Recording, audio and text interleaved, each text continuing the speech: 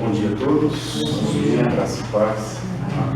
Senhor, muito obrigado, Senhor, por nossa presença aqui hoje, pela tua presença entre nós, que viemos buscar, Senhor, a tua força, o teu saber. Orienta-nos nos nossos caminhos de vida, Senhor, e dá-nos esperança de alcançar a vida eterna. Amém. Hoje eu gostaria de falar um pouco sobre o medo. O título dessa mensagem poderia ser Vencendo o Medo, né?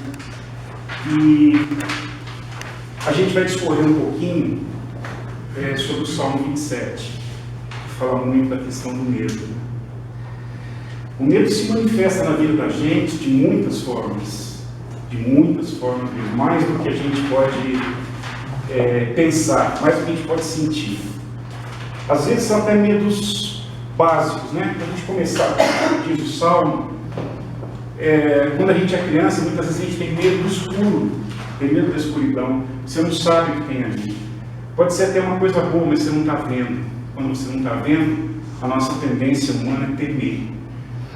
E o Salmo 27, quando a gente acaba dentro da escuridão, só que a gente chegar e acender a luz do quarto, por exemplo, não é assim? E o Salmo 27 começa dizendo isso: o Senhor é minha luz e a minha salvação, de quem terei medo? Muitas vezes, junto com esse medo do escuro, a gente se sente desprotegido, a gente tem medo de estar desprotegido, a gente se sente fraco, principalmente no escuro. Então esse primeiro versículo ainda continua, ele diz assim: o Senhor é a fortaleza da minha vida, a quem temerei? Então ele já começa dizendo, sabe? Está no escuro, acenda a luz ou peça que alguém acenda. E o Senhor é a nossa luz, a gente deve buscar. Outro tipo de medo que a gente pode ter, né? A sociedade atual é muito violenta, volta e meia a gente fala de assalto, de agressão, né? Sexta-feira ainda quebraram a ventarola do meu veículo, roubaram o teto do meu carro, quando no horário que eu estava almoçando. Então esse tipo de coisa sempre acontece, a gente tem medo de estar no meio de uma confusão, de sofrer uma agressão. E o Salmo 27, no versículo 2 diz: quando malfeitores me sobrevêm para me destruir, meus opressores e inimigos, eles é que tropeçam e caem. Então a gente sabe, a gente pode ter até um pequeno tropeço, aqui ou ali, mas como cair é do homem e levantar de Deus, a gente vai sempre dar a volta por cima, se a gente confiar nele. Às vezes a gente tem medo de enfrentar alguém ou alguma coisa que é mais forte do que a gente, ou que a gente pensa que é mais forte do que a gente, ou que é mais poderoso. Às vezes a gente fica quieto de não denunciar uma coisa que não é legal, porque você teme a retaliação. Então é natural, né? Com exceção de Davi, que enfrentou com tranquilidade o Golias, que era muito mais forte do que ele, ninguém mais queria enfrentar. Então o versículo 3 diz assim: por mais forte que seja, né? Ainda que um exército se acampe contra mim, não se atemorizará meu coração. E se estourar contra mim a guerra, ainda assim terei confiança. Então é isso que a gente tem que pedir a Deus. Porque a história de Davi e Golias, ela é muito ilustrativa. Até hoje, todas as vezes, por exemplo, no futebol, um time pequeno vai enfrentar um time grande, alguém vai dizer, é uma guerra de Davi contra Golias. Normalmente o time pequeno, que é o Davi, perde, mas na história da Bíblia a gente sabe que Davi venceu, porque ele estava com Deus. Às vezes a gente tem medo de não ter para onde ir, né? A gente tem medo de estar sem casa, a gente tem medo de estar sem abrigo. Às vezes você está morando num outro lugar onde você não tem família, onde você ainda não tem amigos, e a gente fica com medo, né? De uma necessidade de não ter para onde ir, a gente não tem com quem falar. E no versículo 4 diz assim: uma coisa peço ao Senhor e a buscarei, que eu possa morar na casa do Senhor todos os dias da minha vida, para contemplar a beleza do Senhor, e finaliza assim, e meditar no seu templo, meditar na palavra de Deus. A gente já falou outras vezes aqui, porque a gente tem o estereótipo da meditação budista, yoga, etc e tal, e a gente já falou isso, que o mecanismo que a gente usa para se preocupar com uma coisa, a gente fica o tempo inteiro pensando nela. É o mesmo mecanismo. Em vez de se preocupar, a gente lê a Bíblia, a gente memoriza alguns versículos e a gente medita na palavra do Senhor. Então isso também é buscar o abrigo.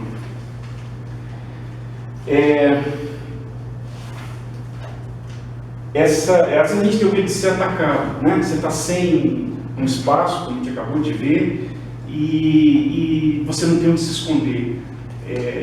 Uma série de situações, uma situação emocional, uma situação espiritual ou física mesmo. E o versículo 5 diz assim: pois no dia da adversidade, ele me ocultará no seu pavilhão, no recôndito do seu tabernáculo me acolherá, elevar-me-á sobre uma rocha. Ora, que proteção mais forte do que essa que a gente pode esperar, né? E quando a gente estiver passando por esse tipo de situação, a Bíblia diz, já o versículo seguinte vai dizer isso, que nós vamos ser exaltados acima dos inimigos. Agora será exaltado a minha cabeça acima dos inimigos que me cercam, e no seu tabernáculo oferecerei sacrifício de júbilo, cantarei e salmodiarei ao Senhor. Davi também cantou, glorificando a Deus pelas vitórias que ele obteve. Ele foi para a rua junto dos seus súditos para cantar e dançar em honra do Senhor. Então, Deus vai nos exaltar. Agora, qual é o principal problema? A gente continua tendo medo. Mas será? Mas será? Mas será? Se a gente tirar o mais será da nossa cabeça, a coisa começa a andar com muito mais rapidez. Às vezes a gente não sabe bem como confiar em Deus ou como atingir Deus. E uma das coisas que a gente faz aqui na igreja, nas orações na quarta, nas orações na sexta, é levantar clamores. Às vezes por uma pessoa, às vezes pelo nosso grupo, mas a gente está sempre tentando levar a nossa voz a Deus. E é isso que diz o versículo 7. Ouve, Senhor, a minha voz, eu clamo. A gente tem que clamar, não é? Você tem que pedir para que Deus possa ouvi-lo. Compadece-te de mim e responde-me. Então isso é interessante. O que são os dois pedidos que a gente basicamente faz? A gente pede a compaixão de Deus, a gente pede a misericórdia de Deus. Ontem eu fiz um jejum de 24 horas para dar exatamente uma equilibrada espiritual, né? Nessa mudança da minha vida. E basicamente eu estava pensando nisso, que é o que a gente faz, a gente pede isso, a gente pede a misericórdia de Deus em diversos momentos de oração ao longo do dia. E a outra coisa que a gente pede a Deus é que Ele nos ouça. Então, Deus vai sempre nos ouvir, mas a gente tem que se posicionar, né? A gente tem que se posicionar e dizer, abrir o coração com Deus e dizer o que nos aflige. E daí a gente sempre pede isso, que Ele tenha misericórdia, que Ele nos livre de nós mesmos, né? Como às vezes a gente ora, e que Ele ouça nossas orações. Muitas vezes a gente tem medo da solidão, né? A gente se sente tão sozinho. Às vezes até a gente conhece um monte de gente, tem um monte de amigos, mais colegas que amigos, mas ainda assim a gente se sente sozinho, né? E nesse momento o versículo 8 diz assim: ao meu coração me ocorre, buscai a minha presença, buscarei, pois, Senhor, a tua presença. Quando a gente está na presença de Deus, a gente nunca está sozinho. Ainda que a gente esteja fisicamente sozinho, sem parentes, sem amigos, isolado, na beira da estrada com pneu furado, esse tipo de coisa. Na presença de Deus, a gente nunca está sozinho. Outro medo que é comum a gente peca, não tem como, né? A única pessoa em forma humana, ainda que não fosse de todo humano, e nunca pecou, foi Jesus Cristo. E a gente tem medo, às vezes, que o nosso pecado nos afaste de Deus. Porque a gente tem um padrão de pecado, a gente já estudou isso no discipulado também. Cada um de nós tem um determinado padrão ao qual a gente sempre retorna e tem dificuldade de vencer. E nesse momento a gente tem isso, né? Que esse pecado possa nos afastar de Deus, que a gente possa Deus não queira mais nos receber, alguma coisa assim. O versículo 9 diz: não me esconda, Senhor, a tua face, não rejeites com ira o teu servo, tu és meu auxílio, não me recuses, nem me desampares, ó Deus da minha salvação. Então a gente tem o caminho de pedir a Deus o perdão, e a gente tem que olhar para nós e ver assim, como é que eu posso vencer esse padrão de pecado, ou esse pecado. É uma coisa gradativa, é muito difícil você simplesmente mudar de um dia para a noite. Deus pode transformar toda a nossa vida do dia para a noite, mas nós precisamos dele para que isso aconteça. A gente tem medo de estar desamparado, né? O versículo cita em pai e a mãe, mas enfim, desamparado pelos seus. Isso acontece às vezes quando uma pessoa que é de uma família não crente e vira crente, as pessoas não aprovam, você se sente desamparado. Isso é um medo. Às vezes há pessoas que temem aceitar Jesus por medo dessa rejeição, desse desamparo. Mas o versículo 10 diz: porque se meu pai e minha mãe me desampararem, o Senhor me acolherá. Ora, que garantia mais forte do que essa nós precisamos? O Senhor nos acolherá, e com o tempo as coisas vão se ajeitar. A gente nunca fica desamparado quando a gente busca os caminhos do Senhor. Às vezes a gente se sente desorientado, né? Acho que é a coisa mais comum, é quase que diário. Comigo acontece quase que diariamente em algum assunto, eu me senti desorientado, me senti sem saber para onde eu vou, sem saber que decisão tomar. Às vezes uma decisão grande, né? Uma escolha profissional, uma mudança de cidade. Às vezes é uma decisão pequena, sobre o que fazer com determinada coisa no trabalho, enfim. A gente se sente, e quando é uma decisão importante para nós ou para alguém que depende da gente, a gente se sente muito medo de tomar o caminho errado. E o versículo 11 diz: ensina-me, Senhor, o teu caminho, e guia-me por vereda plana, por causa dos que me espreitam. Então a gente pede isso. A gente pede que o caminho do Senhor seja reconhecível para a gente.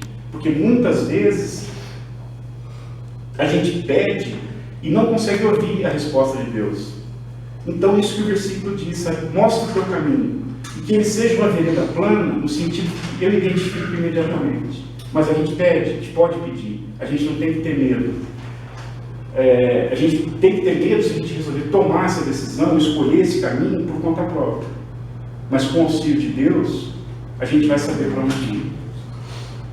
Às vezes a gente tem medo de estar à mercê de adversários. Isso acontece no trabalho, com chefes, com colegas que são competitivos, ou com alguém que você está negociando. Enfim, há uma série de situações em que você está exposto. Você pode estar exposto a ser alvo de uma má ação, a ser enganado, ou entrar numa competição e ser derrotado ilicitamente, enfim. A gente está sempre medo de ter o flanco aberto com um ataque assim. Então, o versículo 12 diz: não me deixeis à vontade dos meus adversários, pois contra mim se levantam falsas testemunhas e os que só respiram crueldade. Então a gente recorre a Deus. Deus está acompanhando o que está acontecendo na nossa vida. A gente não precisa ter medo disso, porque a gente recorre a Ele. Muitas vezes, a gente tem medo do mal. Medo do mal. Né? A gente define o mal como uma coisa geral. Né? Em inglês eles têm uma palavra, que é evil, que define assim, o mal, de uma maneira geral. Né? E o versículo 13 diz: eu creio que verei a bondade do Senhor na terra dos viventes. É interessante a questão de ter colocado aqui na terra dos viventes, porque quando a gente passar dessa vida para a eternidade, vai haver dois caminhos. Aqueles que não têm a Jesus vão viver a morte eterna. Aqueles que aceitaram Jesus e foram salvos vão viver a vida eterna ao lado dele. Portanto, essa é a terra dos viventes, que ele está dizendo aqui. Então a gente sabe o que nos espera na vida eterna, na terra dos viventes. Nós não precisamos ter medo. E o Salmo 27, ele finaliza citando o medo que a gente tem, que é o medo da fraqueza, o medo de estar fragilizado, o medo, isso acredito ser com muitos crentes, o medo de não conseguir perseverar, né? E então ele encerra dizendo assim: espera pelo Senhor, tem bom ânimo e fortifique-se o teu coração. Fortificar o coração junto a Deus. Espera, pois, pelo Senhor. É o que a gente diz: esperar em Cristo, esperar em Deus. A gente pode esperar cabisbaixo, ou a gente pode esperar com alegria, sabendo que a gente vai ser honrado. Então, o Salmo 27 fala principalmente isso. né, a respeito da questão do medo, que nós não devemos ter. E só para finalizar, eu vou retornar ao Salmo 23, né, aquele que começa dizendo que o Senhor é meu pastor, nada me faltará. O Salmo 23 falamos sobre o versículo 4, só para assim, finalizar essa questão do medo, ele diz assim: ainda que eu ande pelo vale da sombra da morte, não temerei mal nenhum, porque tu estás comigo. Glorificado seja o nome do Senhor. Amém. Nós te agradecemos, Senhor, pela possibilidade que nós temos de recorrer a Ti nos momentos em que estamos sem esperança, que estamos com medo, nos momentos em que estamos desorientados. Continua, Senhor, a nos mostrar que Tu és o caminho, a verdade e a vida, e através de Ti nós vamos atingir a salvação. Eu te louvo e agradeço, Senhor, em nome de Jesus. Amém.